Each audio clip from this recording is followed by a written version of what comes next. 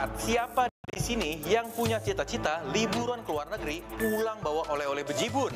Hati-hati, kini udah nggak bisa suka-suka bawa banyak bawaan. Apalagi yang hobinya nawarin just tip, udah bakal susah deh bawa koper kosong ke luar negeri, lalu balik ke sini full senyum karena nenteng komisi. Kenapa nggak bisa suka-suka bawa banyak oleh-oleh atau beli barang titipan? Karena Kementerian Perdagangan melalui Permendak Nomor 36 Tahun 2003 mengatur ketat atau membatasi barang bawaan dengan jenis elektronik, alas kaki, barang tekstil, tas, dan sepatu. Aturan ini efektif 10 Maret kemarin. Menteri Perdagangan Zulkifli Hasan bahkan ogah mengubah aturan batasan meski riuh terjadi protes sana-sini. Yang paling banyak terketir konon adalah jasa titip alias just tip. Mereka adalah perantara antara pemilik Indonesia dan penjual di luar negeri. Bea Cukai Kementerian Keuangan bilang memang dengan just tip ilegal negara jadi rugi besar. Sederhananya, per barang masuk negara rugi 17%. Di dalamnya mencakup rugi PPN, PPh, dan bea masuk. Potensi kerugian negara dari just tip versi Himpunan Peritel dan Penyewa Pusat Perbelanjaan Indonesia alias HIPINDO bahkan lebih besar. Nilainya 40-50% dari harga barang. Sebab seperti peritel yang menjual barang impor saja, mereka harus membayar bea masuk sebesar 25%, PPN impor, PPh impor, PPh badan, sewa toko, dan PPN penjualan retail sebesar 11%. Sepanjang tahun 2022, total ada 39.207 kasus dengan nilai barang hasil penindakan sampai dengan 22 triliun rupiah. Modus just tip ilegal ini macem-macem, mulai dari splitting atau memisahkan barang bawaan, memisahkan kemasanan barang, sampai pakai kurir juga. Tapi katanya, Bea Cukai nggak kalah canggih mendeteksi modus-modus ini. Nah, akhir kata saya pun masih bertanya-tanya, apakah dengan dibatasi barang masuk just tip ilegal otomatis hilang? Lalu apakah dengan kebijakan ini produk lokal bisa berjaya? Terus kalau barang yang masuk adalah barang contoh, gimana nih aturannya? Nah, Indonesia kan punya banyak pekerja migran. Kalau misal mereka yang bawa gimana? Apakah bakal tahan? Saya Marsa Pungki dan juru kamera Aku Kurniawan untuk Business Talk.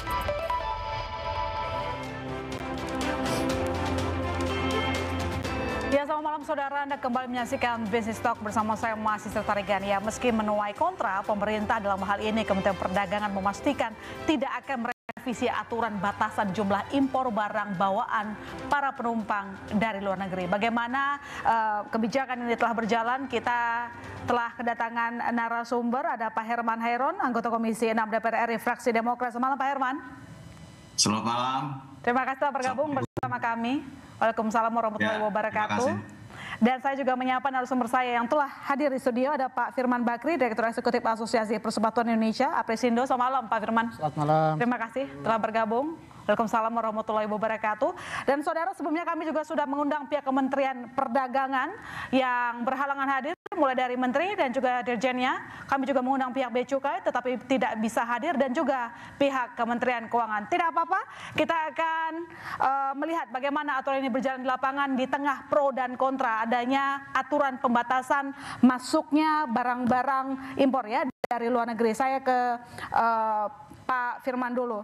Pak, melihat apa yang terjadi saat ini, begitu, kalau kami lihat para pelaku usaha banyak yang tampaknya tidak begitu suka dengan aturan ini. Nah, apa yang membuat pelaku usaha ini berat mengikuti Permendak 36?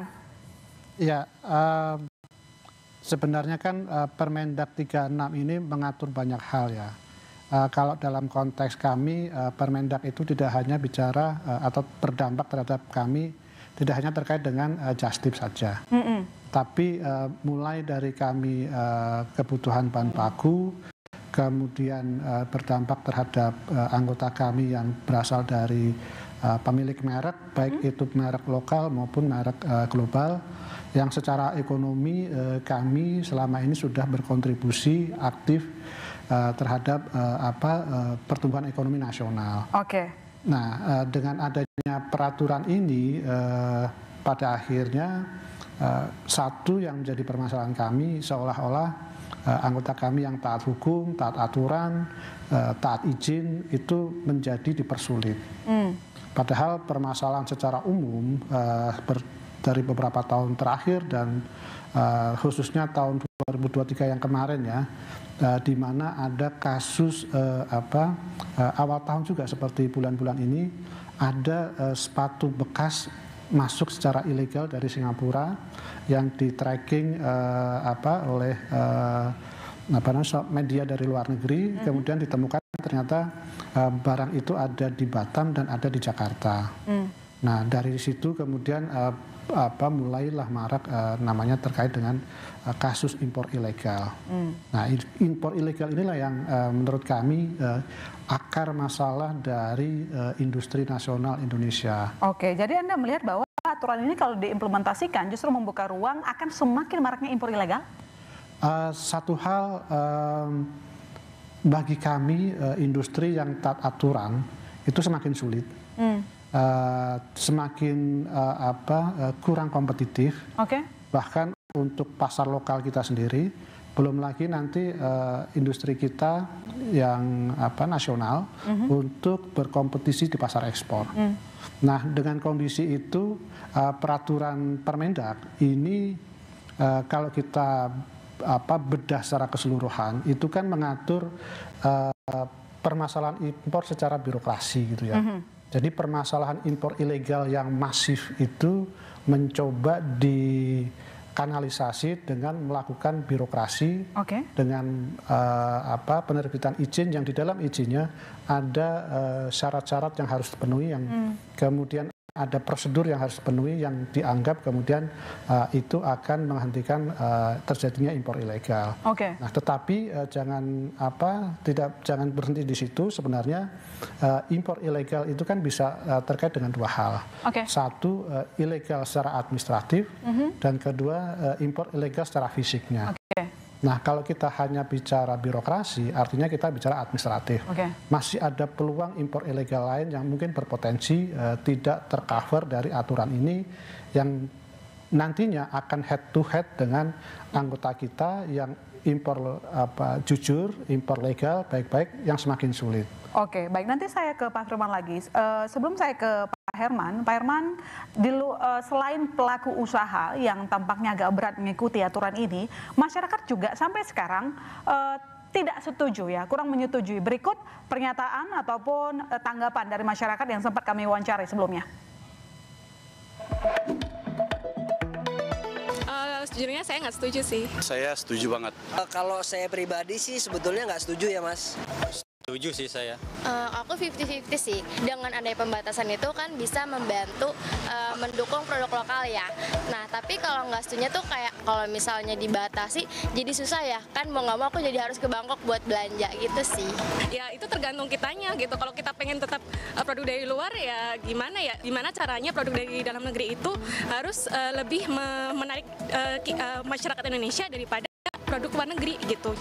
Pelaku-pelaku di Indonesia itu, bisnis di Indonesia itu agar cepat berkembang, cepat jaya. Karena kan ya just tip itu sebetulnya kan menguntungkan buat warga lokal kita sebetulnya. Jadi kalau yang memang dia belum bisa keluar negeri atau mungkin dia belum mampu gitu, itu sebenarnya bisa nitip sama temennya yang lagi di luar negeri. Karena ya biar nggak terlalu banyak belanja di luar, jadi belanja di dalam negeri. Kita cintai produk lokal. Ya, itu dia tadi sejumlah pernyataan dari masyarakat. Saya ke Pak Herman. Pak Herman, sampai sekarang di media sosial begitu masih banyak masyarakat yang mendiskusikan pro dan kontra. Yang kontra agak sedikit mencak-mencak begitu. Kalau misalnya pergi ke luar negeri, biasanya kan orang liburan ya. Kalau liburan mau bawa oleh-oleh gitu. Tetapi ketika dibatasi, mereka agak sedikit khawatir gitu. Masa kan cuma bisa bawa 2 sepatu gitu kan. Sementara anggota keluarganya banyak yang namanya orang wisata kan maunya sembari belanja oleh-oleh. Nah, bagaimana DPR melihat ini? Melihat banyaknya masyarakat yang masih kontra dengan kebijakan yang keluarkan Permendak 36 ini. Saya koreksi dulu ya tadi Pak Firman. Artinya memang tidak ada urusannya dengan kebutuhan terhadap kandungan impor, terhadap sistem impor. Itu kan tetap berjalan. Permen atau Peraturan Menteri Perdagangan Nomor 36 tahun 2023 yang berlaku tanggal 10 Maret yang lalu itu adalah mengatur terhadap pembatasan barang bawaan bagi yang berpergian dan kembali dari luar negeri.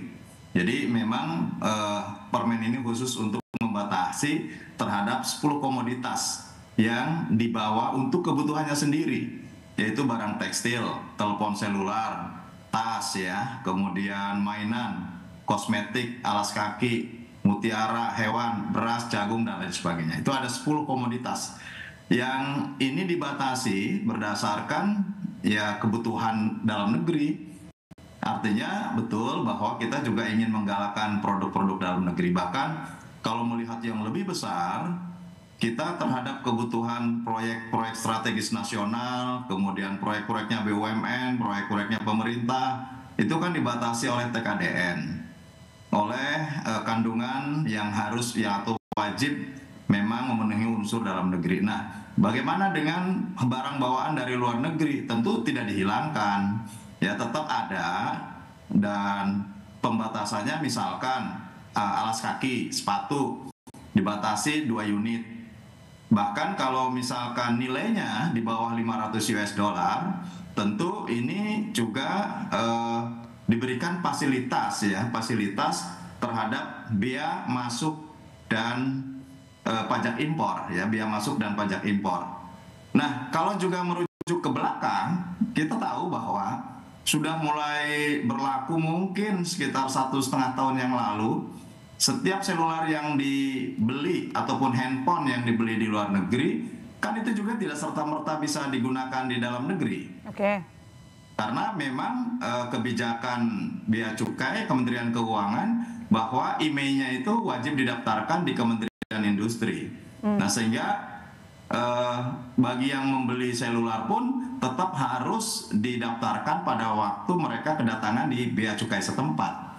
Nah, ini yang tentu harus dipahami dulu ya, bahwa pembatasan ini adalah untuk bawaan seseorang yang berpergian ke luar negeri kemudian kembali ke dalam negeri. Jadi tidak tadi terhadap kebutuhan impor, terhadap kebutuhan barang-barang yang masih membutuhkan impor dan lain sebagainya, itu kan ada mekanisme impor gitu ya. Ada mekanismenya yang tentu itu dipersilahkan.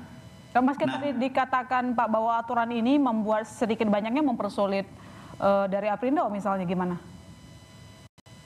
Sekarang mempersulit di mana ya? Karena kalau melebihi batasan tersebut, misalkan barang tekstil ya, barang tekstil jadi paling banyak 5 potong, dibatasi paling banyak 5 potong. Oke, itu yang pribadi, yang pribadi. Nah, kalau lebih dari 5 potong, maka kalau lebih dari 5 potong, maka harus dirilis di bea cukai setempat kedatangannya. Harus didaftarkan sehingga kena bea masuk dan pajak impor di situ. Nah, kalau mau lebih lagi ya silahkan aja, nggak apa-apa, tapi kena. Nah, yang biasa terbebas ya sekarang kalau lebih daripada itu ya dikenakan biaya. Kemudian mainan misalkan, mainan itu kan dibatasi bukan oleh jumlah tapi oleh nilai, yaitu 1.500 US dollar per orang maksimal nilainya. Nah, lebih daripada nilai itu maka dirilis untuk terkena bea masuk dan pajak impor. Saya kira biasa sih sebetulnya, karena di bandara kan juga biasa diperiksa di random. Kalau ketemu bahwa ada barang-barang yang dibeli baru dari luar negeri, ya kalau dirilis ya harus didaftarkan di bea cukai kedatangan setempat. Justru ini memberikan ruang sebetulnya. Artinya kalau misalkan bawa handphone 2, ya menurut aturan ini ya bebas, itu memang dipergunakan untuk dirinya sendiri gitu. Nah, bagaimana kalau bawa tas ya maksimal juga 2 piece per orang misalkan. Ya silakan. Tetapi kalau memang masyarakat merasa bahwa apa yang menjadi kebijakan negara ini tentu menuai banyak persoalan dan menurunkan tingkat putaran ekonomi dan lain sebagainya, bagi kami di DPR tentu akan membahasnya dan kalaupun direvisi ya tentu bisa direvisi gitu ya. Oke, baik. Nanti saya akan ke Pak Firman lagi untuk menjelaskan bahwa isi Permendak itu kan tidak hanya soal bawaan pribadi ya, tapi kalau saya lihat juga soal usaha, nanti dijelaskan oleh Anda yang dimaksud agak sedikit mempersulit tadi, biar kita lebih sama-sama enak lagi untuk menyimpulkan dialog kita. Jangan kemana-mana saudara, kami masih akan segera kembali.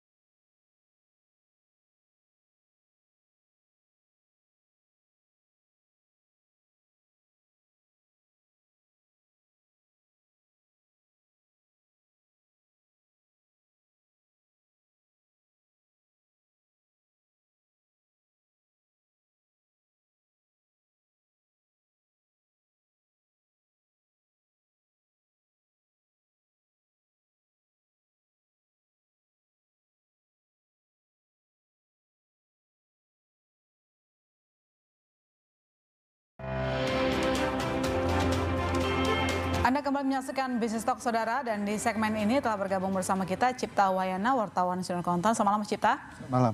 Nanti kita akan bicara soal data-data dan apakah kebijakan ini menjadi salah satu solusi yang paling jitu begitu untuk menghindari yang namanya berdikari di pasar sendiri gitu lah ya, itu yang diinginkan. Tapi sebelumnya saya ke Pak Firman dulu. Pak Firman, tadi memang banyak concernnya kita itu kan di masyarakat yang paling mungkin agak lebih berisik karena kan pengguna media sosial banyak masyarakat ya, yang mereka mau oleh-oleh yang tadi saya katakan. Cuman mungkin kalau dari pelaku usaha bisa menggambarkan gitu loh Pak, secara sederhana gitu, aturan ini kan tidak cuma mengatur tentang bawaan pribadi, tapi juga usaha impor ya. Dalam hal ini kalau Anda kan impor sepatuan begitu. Nah, mungkin bisa diberikan contoh yang dapat gampang dimengerti oleh masyarakat yang membuat akhirnya agak sedikit galau gitu. Anda dan teman-teman jadi agak menyayangkan aturan ini gitu. Silakan. Ya, pada intinya sebenarnya yang kami permasalahkan selama ini adalah terkait dengan impor ilegal. Sudah beberapa waktu ini kita juga menyampaikan permasalahan impor ilegal yang sudah bertahun-tahun terjadi, dan kalau kami melihat datanya, nilainya itu selisih antara data BPS yang legal, impor legal yang tercatat di data BPS dengan data yang kami peroleh dari International Trade Center, itu sebuah lembaga yang setahu saya ada di bawah PBB, itu selisihnya luar biasa sekali. Dan pernah terjadi lonjakan impor ilegal yang sangat luar biasa itu di 2014. Itu ilegalnya itu hampir 3 kali lipat dari impor yang legal. Artinya kalau yang kita permasalahkan kemudian barang bawaan yang ada di bandara, kemudian yang impor ilegal, impor legal, sementara yang impor ilegalnya tidak tersentuh, ini tentu akan menjadi beban kami. Terutama ketika kemudian birokrasi baru ini seolah-olah ingin mengatakan bahwa pelaku-pelaku usaha yang selama ini jujur, taat aturan, taat hukum, bayar pajak, itu diperlakukan sama dengan pelaku-pelaku yang impor ilegal. Seperti contoh? Jadi kami sekarang izinnya menjadi semakin sulit, dan bahkan izin pun menjadi tidak jelas. Sebelum PP 36 itu kita pernah ada PP 76 2020 kalau tidak salah, itu juga mengatur persetujuan impor, tetapi hanya untuk kalau di kami itu di HS 6404, yaitu sepatu yang bahan atasannya dari tekstil. Nah, di situ ketika ada semacam kuota impor, ketika pelaku usaha mengajukan misalnya mau impor 100 pasang, ternyata yang disetujui hanya 5%, kemudian 10%. Nah, dalam prakteknya ternyata dengan mekanisme itu dalam 1 tahun anggota kami sulit untuk mendapatkan izin yang saya rasa wajar lah ya, karena kita dipotong-potong terus, tetapi ternyata angka impornya naik gitu kan. Nah, dalam konteks itu sebenarnya siapa sih yang dapat privilege kuota impor itu? Nah, itu kan yang selama ini kita pertanyakan seperti itu. Nah, dengan permasalahan itu kemudian tiba-tiba ada Permendak 36 yang justru memperluas kelompok produk yang diatur, yang sebelumnya hanya di satu HS, di HS yang terkait dengan produk sepatu dengan bahan tekstil, sekarang hampir semua produk sepatu itu dikenakan lartas. Nah, bagi kami yang tantangan terberatnya adalah ketika kemudian kami diperlakukan sama dengan pelaku yang ilegal, kita semakin sulit. Nah, ilegal ini kan dia tidak bayar pajak PPh, kemudian dia tidak bayar PPN dan sebagainya. Nah, ini yang tentu akan memberatkan kami. Tapi keberatan ini sudah sempat disampaikan nggak ke Kementerian Perdagangan? Pasti ya, pasti. Jawabannya apa saat itu? Nah, ini kan yang kita pertanyakan kan waktu itu seolah-olah Permendak 36 ini merupakan masukan dari asosiasi gitu ya. Sementara selama ini kami tidak pernah mengajukan terkait dengan lartas yang semakin luas. Tidak diajak berkomunikasi Kalau sebelum kami kebijakan diketuk? diberikan sosialisasi ya. Tapi sebelum diketuk nggak diajak diskusi? Nggak diajak atau saya tidak tahu, saya kurang. Oke, nah, tapi yang jelas Anda sudah menyampaikan ya, dari asosiasi sudah menyampaikan ke Kemendak terkait dengan aturan yang dianggap tampaknya menyulitkan begitu untuk melakukan impor sepatu begitu, dan meski sudah banyak penolakan saudara baik dari masyarakat maupun dari pelaku usaha, dari Menteri Perdagangan Zulkifli Hasan memastikan tidak akan ada revisi peraturan. Berikut kami tampilkan pernyataannya beberapa hari lalu. Kita ini kalau sama bangsa sendiri itu terus lebay gitu loh. Ya wajar kalau bea cukai mereksa, itu kan wajar. Kalau dia dicurigai kan dia pasti periksa, dia buka koper orang. Itu sesuatu yang biasa aja, karena mesti ribut. Enggak ada. Ya kalau belinya banyak, bayar dong pajak sebagai warga negara gimana. Apalagi kalau buat dagang lagi kan, masa tidak bayar pajak. Pak Herman, barusan kita dengarkan begitu curhatan dari pelaku usaha, dan sebelumnya juga ada curhatan dari masyarakat yang sampai sekarang kalau buka di media sosial itu penuh dengan testimoni keberatan, entah memang kurang mengerti atau satu sisi memang menolak begitu. Melihat apa yang terjadi sekarang ini, apakah DPR itu nantinya akan mengusulkan ada revisi atau bagaimana? Atau memang ngikuti aja apa yang kata Mendak sebelumnya, bahwa masyarakat jangan terlalu lebay, kemudian tidak akan ada revisi?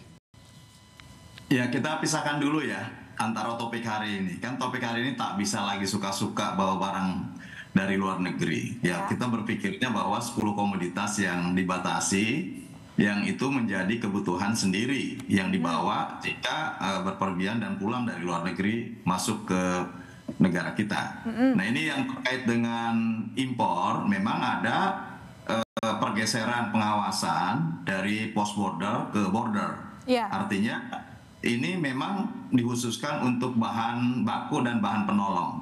Ini yang mungkin tadi dimaksud oleh Pak Firman ya.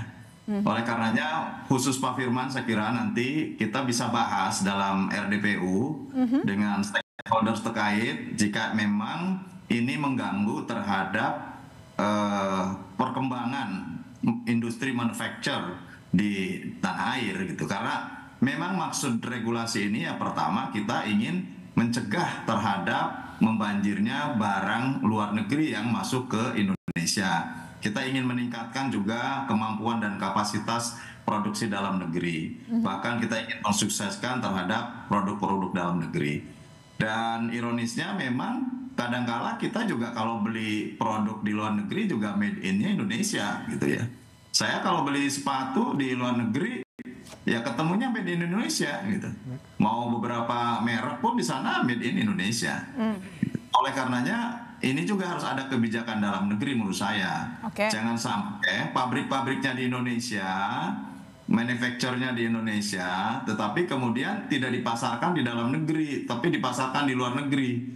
Sehingga orang untuk mencari produk yang dibuat di Indonesia saja juga harus ke luar negeri. Ini juga terjadi gitu. Nah, oleh karenanya kembali kepada Permen 36 tahun 2023 ini, saya kira kalau yang dibatasi untuk bawaan sendiri sesuai dengan topik tema kali ini, tentu ruangnya masih ada ya, tinggal kelebihannya ya tinggal membayar bea masuk dan pajak impor gitu. Kalau melebihi terhadap batasan dari 10 komoditas. Tetapi kasuistik dengan apa yang tadi sampaikan Pak Firman terkait dengan bahan baku, impor bahan baku dan bahan penolong, tentu ya kita carikan elastisitasnya di mana sehingga ketemu gitu loh, antara harapan yang diinginkan oleh para pelaku usaha yang membutuhkan bahan baku dan bahan penolong impor dengan deregulasi, dengan regulasi yang diinginkan oleh negara, oleh pemerintah untuk meningkatkan permintaan atas produk barang dan jasa dalam negeri. Tapi yang jelas tujuannya baik, tinggal bagaimana menemukan titik yang tepat. Karena saya juga membaca dari permennya bahwa ini didasarkan kepada beberapa usulan dari stakeholders. Nah, kalau stakeholders termasuk Pak Firman barangkali gitu ya. Tadi kata Pak Firman nggak diajak. Bahwa tidak pernah diundang, tidak pernah memberikan masukan, dan tiba-tiba keluar permen. Yang sesungguhnya juga ini permennya juga ada jeda waktu, karena lahir permen ini kan di tahun 2023, baru berlaku tanggal 10 Maret. Sesungguhnya kan ada waktu, ya ada waktu sebelum kemudian diberlakukan sebetulnya ini bisa dibahas. Dan kalau ada kemudian revisi atau elastisitas menurut saya ini bisa dilakukan. Oke, tapi yang jelas di sini nanti dari legislatif mau ya Pak untuk membuka ruang diskusi dengan sangat pengusaha terbuka. ya. Kami ini wakil rakyat, mewakili semua rakyat gitu. Yang penting itu agak sedikit lega ya Pak Firman ya. Oke, baik. Sangat lega, sangat lega. Saya ke Mas Cipta. Sebenarnya dalam diskusi ini saudara sekali lagi kami sudah mengundang pihak Kementerian Perdagangan, Menteri Perdagangan Zulkifli Hasan, kemudian juga kami mengundang Arief Sulistyo, Direktur Impor Kementerian Perdagangan, kemudian jadi dari pihak Bea Cukai dan juga Kementerian Keuangan, tetapi semuanya berhalangan hadir. Tidak apa-apa, sekarang sudah ada legislatif yang menjelaskan kepada kita dan tadi mengatakan kalau Bea Cukai itu kan hanya pelaksana aja, Mbak. Ya benar, sebagai pelaksana kan kita mau tahu datanya Pak, semenjak ditetapkan regulasinya sih ya, regulasinya dari Kementerian Perdagangan.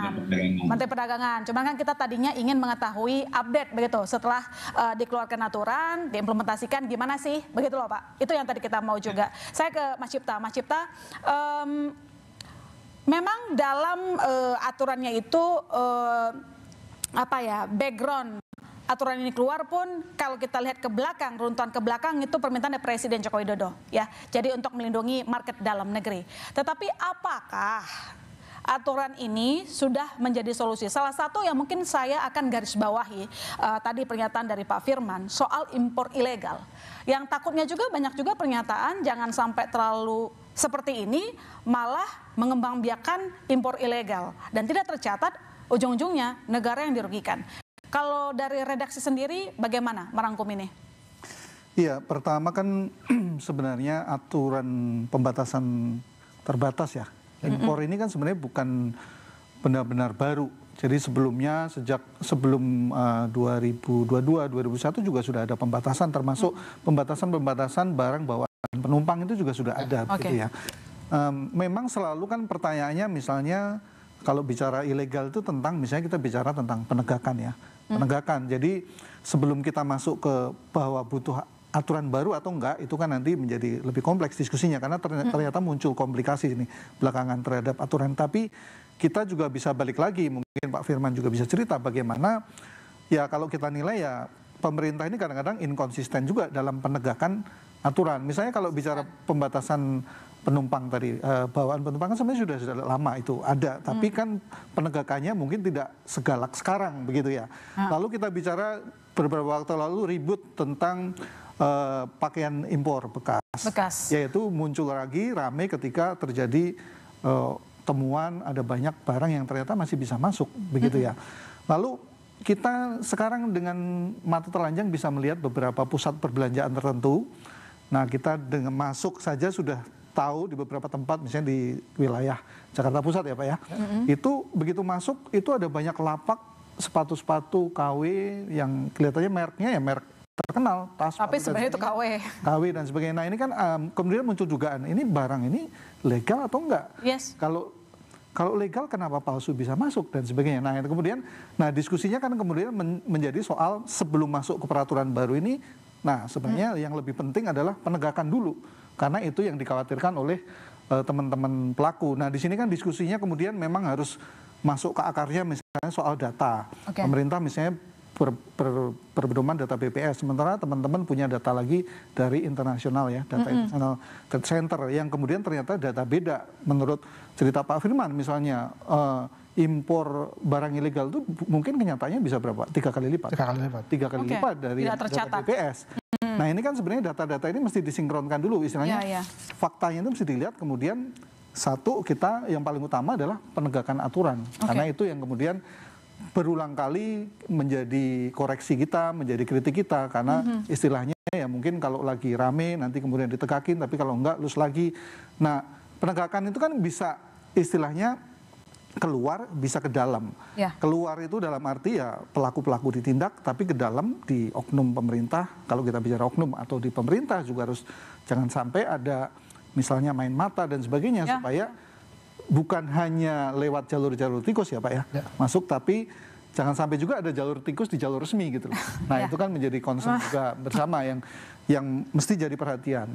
Lalu, nah kalau soal aturan lain lagi karena memang aturannya ini menjadi yang baru ya Permendag 36 ini menjadi rame hanya di permukaan adalah soal pembatasan barang yang dibawa penumpang yang kemudian berimbas ke just tip dan sebagainya. Tapi terupanya ini hanya lihat secara hanya sebagian kecil karena di dalamnya ternyata aturan ini sangat besar dan mempunyai dampak yang signifikan bagi para pelaku. Bahkan mungkin maksudnya baik ya, tapi mungkin pertanyaannya kesiapannya, karena tadi kita diskusi sebelum acara ini misalnya banyak pelaku, kan ini yang protes bukan dari pengusaha sepatu juga saja. Kalau kita lihat beberapa pengusaha ada dari Kadin minta penundaan dan sebagainya. Salah satu kuncinya adalah sistem tidak siap.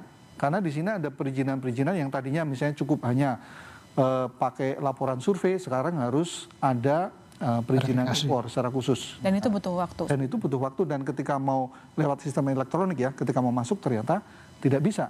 Karena mungkin penuh atau bagaimana gitu Pak. Ya, mungkin gitu ya, Pak Pak? Firman bisa. Webnya agak down gitu. Artinya kan ada dua hal nih. Satu, jadi kalau bicara tadi ilegal ya penegakan menjadi lebih penting lagi gitu. Penegakan dari aturan yang sudah ada. Gitu.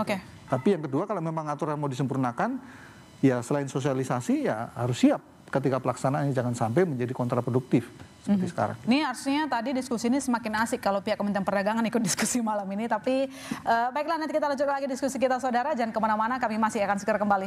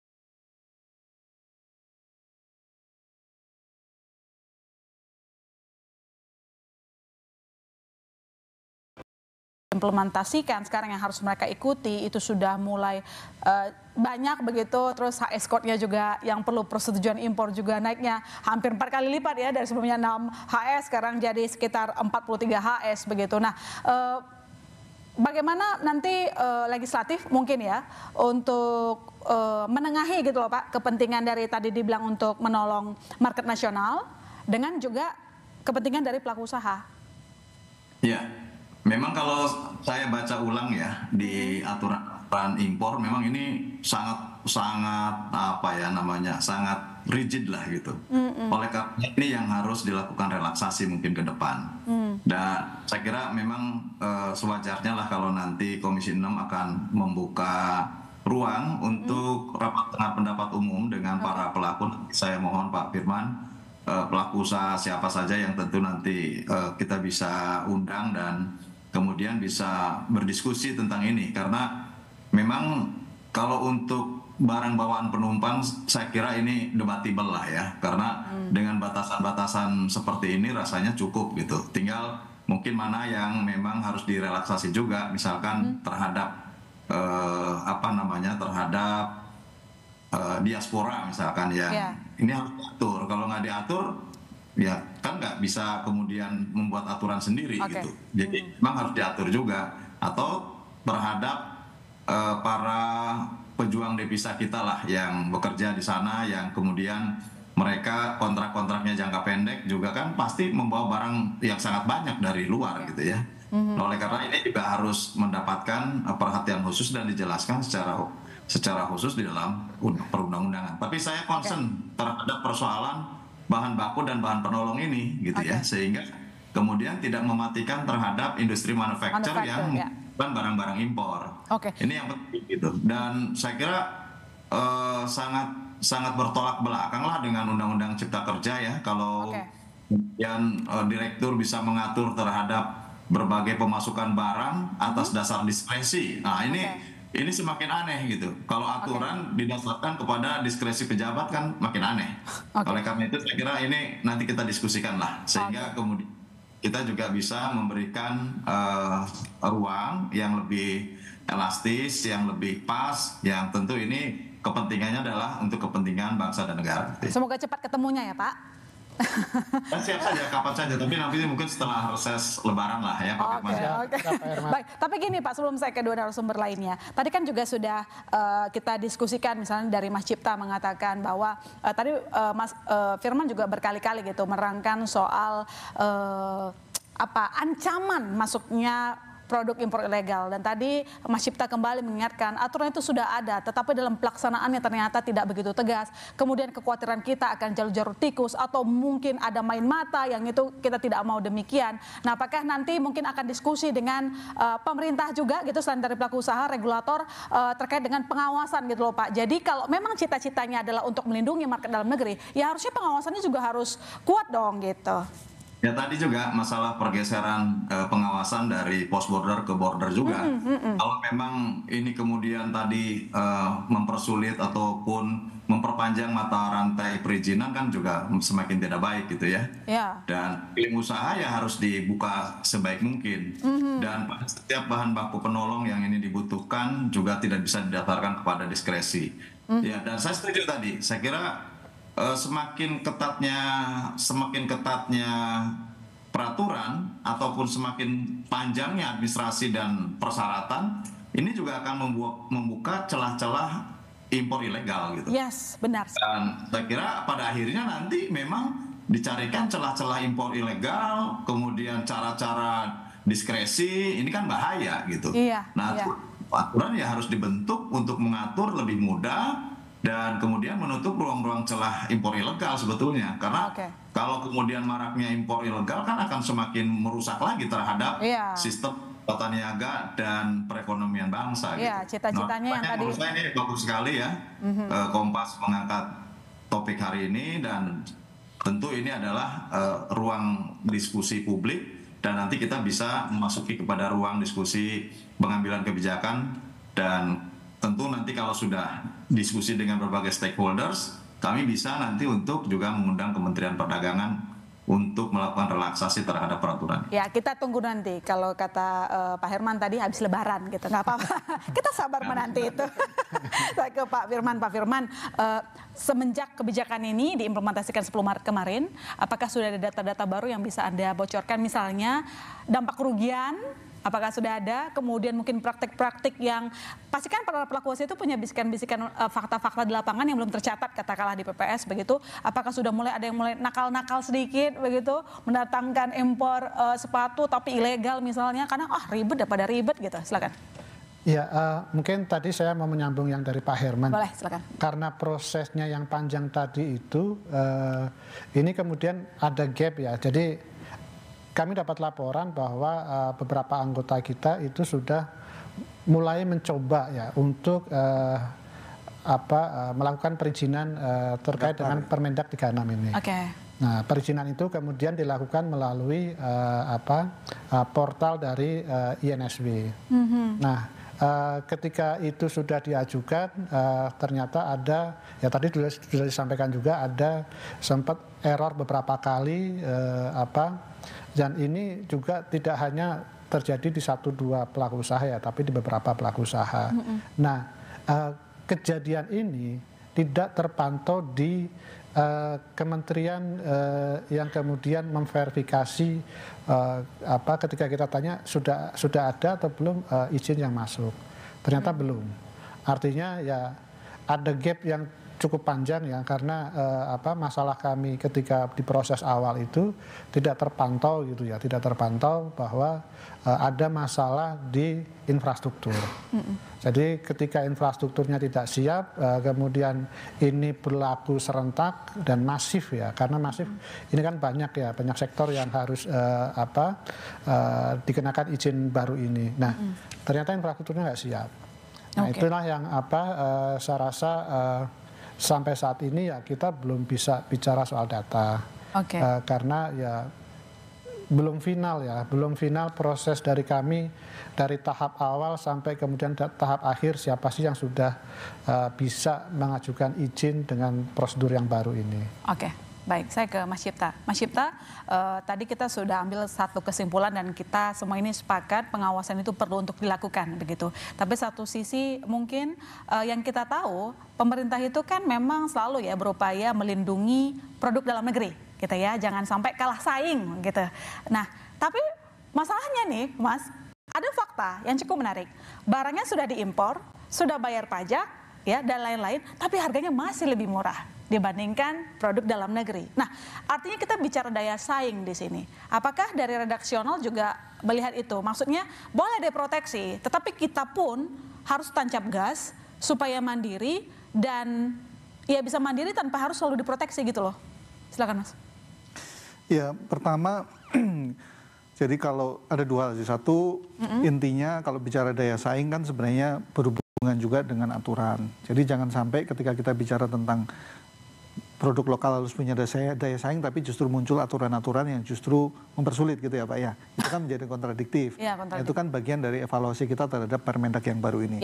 Tapi di luar konteks itu ya memang kalau kita bicara industri yang lebih luas, memang ya harus ada kerjasama lintas departemen ya dengan Kementerian Perindustrian, mungkin Kementerian UMKM dan sebagainya supaya daya saing di produk di dalam negeri itu semakin kuat. Karena ini konteksnya bicara permodalan, bicara inovasi, mungkin bahan baku, sumber-sumber bahan baku dan sebagainya.